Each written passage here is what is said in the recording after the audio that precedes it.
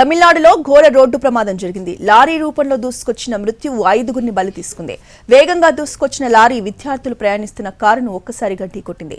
ఈ ప్రమాదంలో కారు మొత్తం నుజ్జునుజ్జైంది. కారులో చిక్కుకుపోయిన మృతదేహాలను పోలీసులు అతి కష్టం మీద బయటకు తీసి పోస్ట్మార్టానికి తరలించారు. ఈ ప్రమాదంలో మరో 2 విద్యార్థులకి తీవ్రంగా గాయాలయ్యాయి. బాధితులను స్థానికులు ఆసుపత్రికి తరలించారు.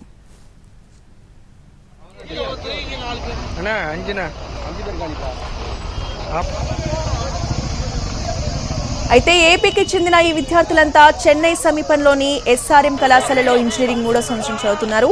శనివారం కారులో అరుణాచలేశ్వరం వెళ్లి స్వామివారి దర్శనానంతరం తిరిగి రాత్రి చెన్నైకి బయలుదేరారు. అయితే తిరువల్లూరు జిల్లా కనకమ్మ సత్రం సమీపంలోకి రాగానే ఎదురుగా వేగంగా వచ్చిన లారీ వీరు ప్రయాణిస్తున్న వాహనాన్ని ఢీకొట్టింది.